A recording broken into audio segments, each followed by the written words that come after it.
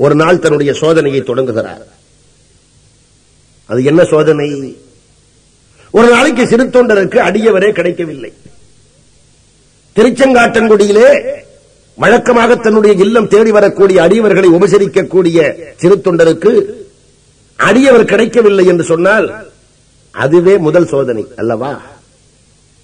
என்ன இந்த அடியவரே கிடைக்கவில்லையே என்று மனம் நொந்து போய் எப்படியும் அடியவரை தேடியே தீர வேண்டும் என்று திருச்செங்காட்டங்குடியிலே இருந்து புறப்பட்டு பக்கத்தில் இருக்கின்ற ஊர்களுக்கெல்லாம் சென்று ஏதேனும் அடியவர் கிடைக்க மாட்டாரா என்று தேடிக்கொண்டு புறப்பட்டு போனார் சிறு தொண்டர்.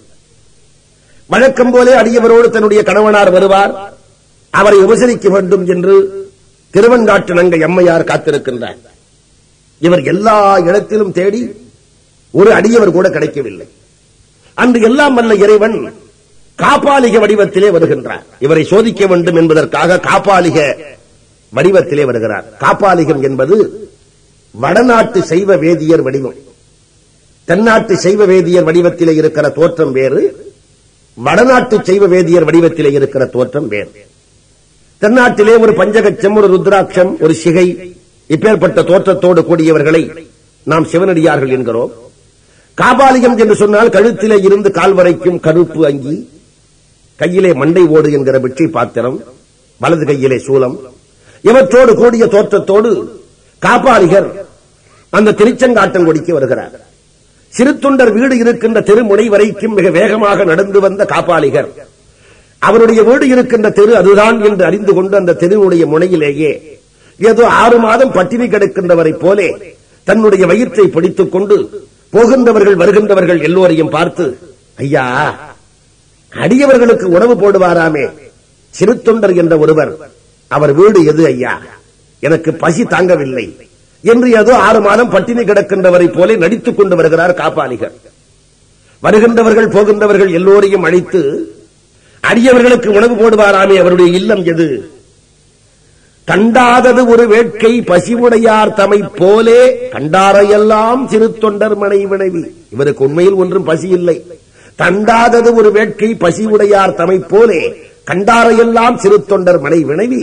அவர் வீடு இதுதான் என்று சிலர் காட்டிய போது அந்த வீட்டு வாசலில் நின்று சிறு தொண்டர் உள்ளாரா என்று இயம்பினார் காப்பாளிகர். திருவெண்காட்டு நங்கையார் பரபரப்போடு வெளியே வந்து புதியதாக ஒரு அடியவர் வந்திருப்பதை கண்டு, வாருங்கள் வாருங்கள், அப்படியே தென்னையில் அமருங்கள், அடியவரை காணாமல் தேடித்தான் போயிருக்கிறார், நீங்கள் எழுந்தருளி இருப்பதை கண்டால் மிகவும் மகிழ்வார், அப்படியே அப்படியே அப்படியே அமர வேண்டும் என்று பரபரப்போடு அந்த அம்மையார் பேசிய போது காபாலிகர் சொன்னார், பெண்ணே, ஆண்கள் இல்லாத வீட்டில் நாம் தனியாக இருக்க மாட்டோம்.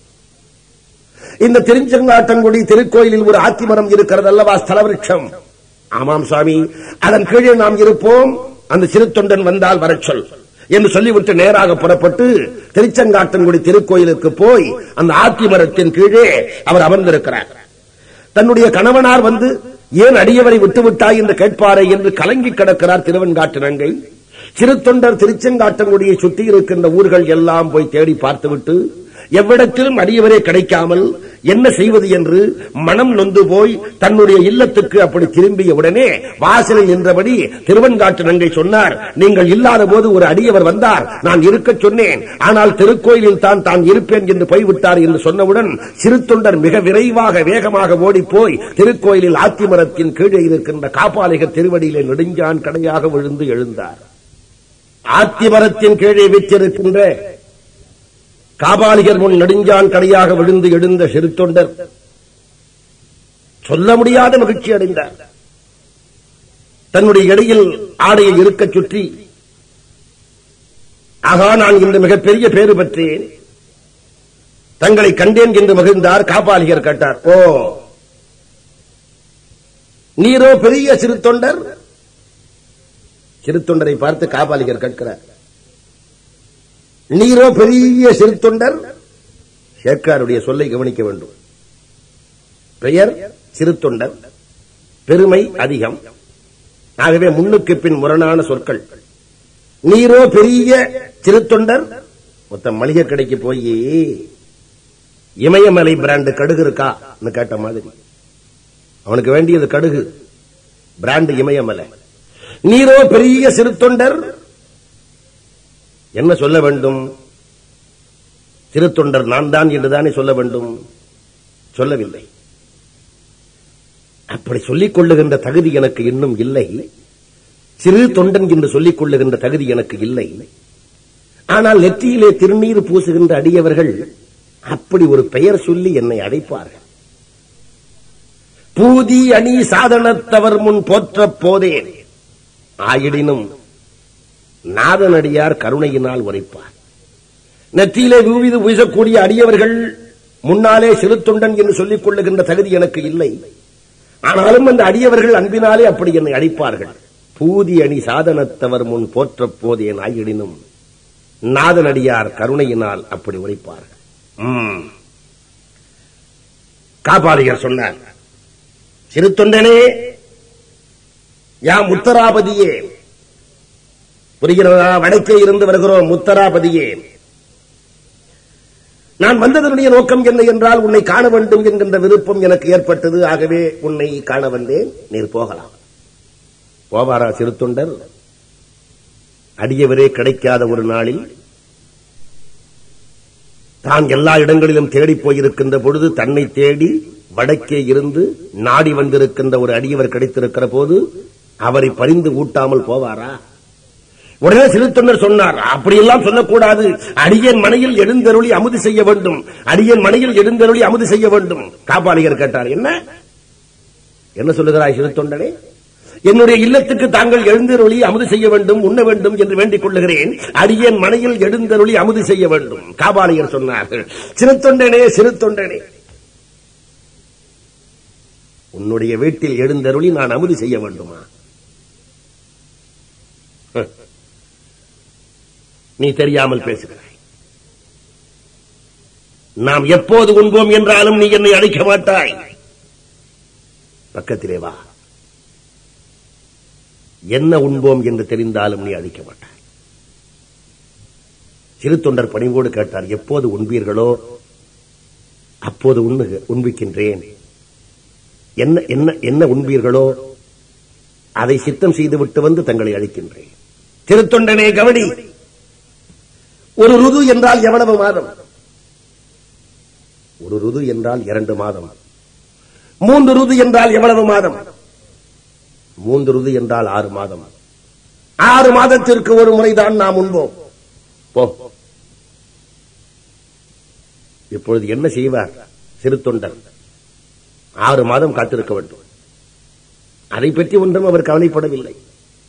6 மாதமாக இருந்தால் என்ன, எத்தனை மாதமாக இருந்தால் என்ன, அடியவரை உண்பிக்காமல் தான் உண்பதில்லை, அதில் உறுதி. ஆனால் காபாலிகர் சொன்னார், சிறு தொண்டனே, 6 மாதத்திற்கு ஒரு முறைதான் நாம் உண்போம். அப்படி உண்ண வேண்டிய நாளும் என்றுதான். சிறு தொண்டருக்கு மகிழ்ச்சி தாங்கவில்லை. இறைவன் நம்மை அப்படித்தான் ஆட்கொள்ளுவான். 6 மாதத்திற்கு ஒரு முறை உண்போம் என்று சொல்லி இவர் உள்ளத்திலே ஒரு தளர்ச்சியை ஏற்படுத்தி அப்படி உண்ண வேண்டிய நாளும் என்றுதான் என்று அடுத்த கணம் ஒரு கிளர்ச்சியை ஏற்படுத்தி, தளர்ச்சியும் கிளர்ச்சியும், உயர்வும் தாழ்வும், வெற்றியும் தோல்வியும் இப்படி மாறி மாறித்தான் இறைவன் நம்மை கொடுத்து ஏற்றுக்கொள்ளுவார். 6 மாதத்திற்கு ஒரு முறைதான் நாம் உண்போம் என்று சொல்லி முடித்துவிட்டு அப்படி உண்ண வேண்டிய நாளும் என்றுதான் என்று சொன்னவுடன் அப்படியே சிறு தொண்டர் இடையிலே ஆடையை கட்டி, அடியன் மனையில் எழுந்தருளி அமுதி செய்ய வேண்டும். அப்படி 6 மாதத்திற்கு ஒரு முறை உண்ணக்கூடிய ஒருவர் கிடைத்தது நான் செய்த மிகப்பெரிய பேரு. அடியன் மனையில் எழுந்தருளி உண்ண வேண்டும். காபாலிகர் சொன்னார், சிறு தொண்டனே, அவசரப்பட்டாயே. 6 மாதத்திற்கு ஒரு முறை உண்போம் என்ற போது என்ன உண்போம் என்று தெரிந்தால் நீ அழைக்க மாட்டாய். சிறு தொண்டர் சொன்னார், என்ன உண்பீர்களோ அதை சித்தம் செய்துவிட்டு வந்து அழைக்கிறேன். கவனி சிறு தொண்டனே, நாம் உண்பது பசுக்கறி. சிறு தொண்டர் என்ன செய்வார்? பசுமாட்டை கறி செய்து போட வேண்டும். ஆனாலும் சிறு தொண்டர் உள்ளம் பின்வாங்கவில்லை. சுவாமி, என்னிடத்திலே இறைவனுடைய கருணையினால் காளை என்றும் பசு என்றும் கன்று என்றும் கால்நடைகளில் 3 வகையும் என்னிடத்திலே உள்ளன. அதிலே ஒரு பசுவை கறி செய்துவிட்டு தேவரீரை உண்பதற்காக வந்து அழைக்கின்றேன். தேவரீர் வந்து அமுது உண்ண வேண்டும். காபாலிகர் சொன்னார், சிறு தொண்டனே, அதற்குள் அவசரப்பட்டாயே. ஒவ்வொன்றாக கேள். நாம் உண்பது பசுக்கறி என்றவுடன் அவசரப்பட்டாயே. நான் உண்பது நரபசு, மனிதக்கடிதான் நாம் உண்போம்.